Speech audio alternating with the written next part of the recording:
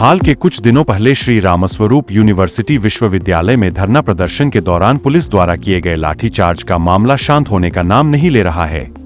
अखिल भारतीय विद्यार्थी परिषद के कार्यकर्ता लगातार इस पर विरोध जताने का काम कर रहे हैं।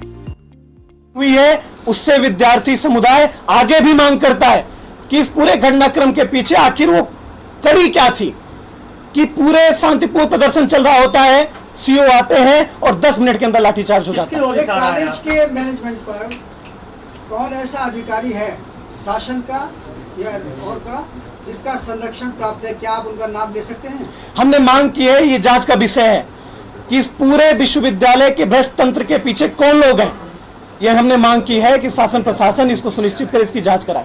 ये घनश्याम जिस तरह से हटा दिया था फेसबुक से, घनश्याम शाही ने जिस तरह से लगातार पोस्ट किया, सरकार के में भी इस तरह का लाठीचार्ज आप लोगों पर हुआ था जितना वर्तमान समय में हुआ है, जबकि आप अनुसांगिक संगठन है बीजेपी की।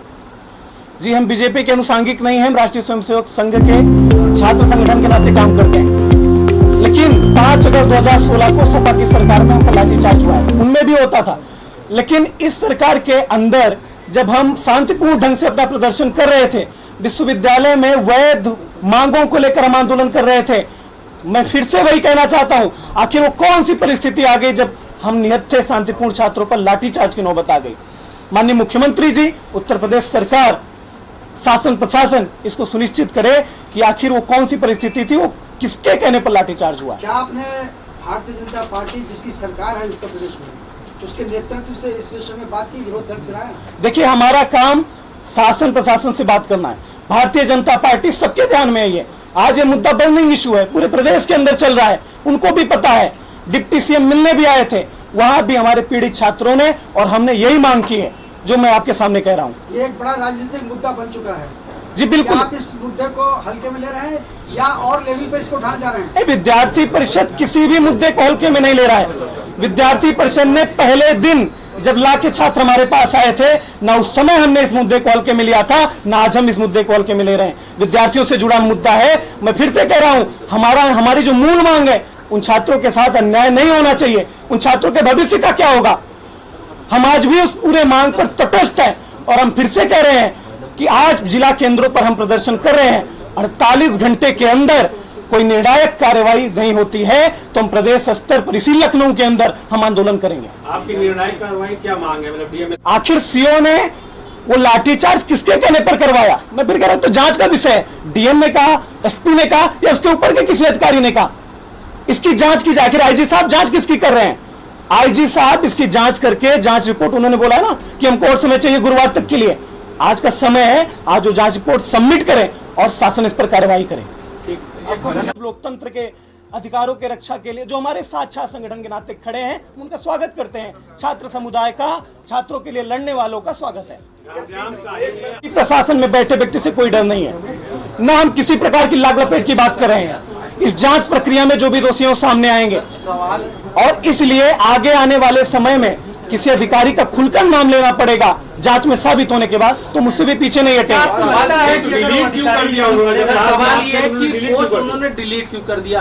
क्या वो पोस्ट उन्होंने जो किया था, क्या वो पोस्ट गलत था जिस वजह से डिलीट किया है? डिलीट करने की क्या वजह रही? देखिए, सवाल ये है, वो आज भी उसके स्क्रीनशॉट है ना आप लोगों के पास, उसके स्क्रीनशॉट तो चल रहे हैं ना। आज सोशल मीडिया पर जो आ गया वो कभी डिलीट नहीं होता है। क्यों की? पहले ये बताइए महाराज। एक बात और, एक सवाल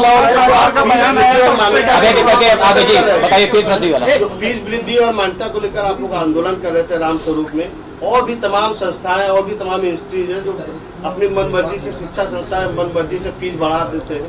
तमाम सारे कॉलेज और तमाम संस्था के नाम सामने आते। आप लोगों ने केवल यही क्यों चुना? नहीं, यही नहीं चुना। हमने अपने प्रस्ताव, प्रांत अधिवेशन के प्रस्ताव के अंदर और राष्ट्रीय अधिवेशन के प्रस्ताव के अंदर फीस रेगुलेटरी कमेटी की बात बोली है। और अभी भी हमारे कार्यकर्ता आगे आने वाले अपनी प्रांत कार्यकारिणी के अंदर इस प्राइवेट यूनिवर्सिटीज के, निजी विश्वविद्यालयों के रेगुलेशन बिल के बारे में प्रस्ताव लाने वाले हैं। आगे आपने राजभर के घर के बाहर प्रदर्शन क्यों किया? जी बिल्कुल, उन्होंने विद्यार्थियों को, विद्यार्थी परिषद कार्यकर्ताओं को गुंडा बोला था। विद्यार्थी परिषद का कोई भी आंदोलन वो हिंसा युक्त नहीं होता है। हम शांतिपूर्ण अहिंसक रूप से अपनी मांगों को बनवाने के लिए चरणबद्ध आंदोलन करते हैं। तोड़फोड़ किसने की थी? विद्यार्थी परिषद के कार्यकर्ता, आपातकाल के समय से आप देख लीजिए, हम अपनी निर्णायक मांगों को लेकर सकारात्मक छात्र आंदोलन को दिशा देते हैं, और एक मंत्री के द्वारा ऐसा बयान देना ये छात्र समुदाय के लिए ये घोर आक्रोश वाला था, इसलिए हमने इसके ऊपर प्रदर्शन किया। जो कल वीडियो आया है पत्थर चलाने का, देखिए और छात्र संगठनों के लोग भी थे वहां पर, और छात्र भी थे। वो पत्थर किसने चला? हमारे कार्यकर्ता ने नहीं चला। हमने पुतला दहन किया है, उसकी वीडियो भी आप लोगों के पास है, आप लोग वहां थे।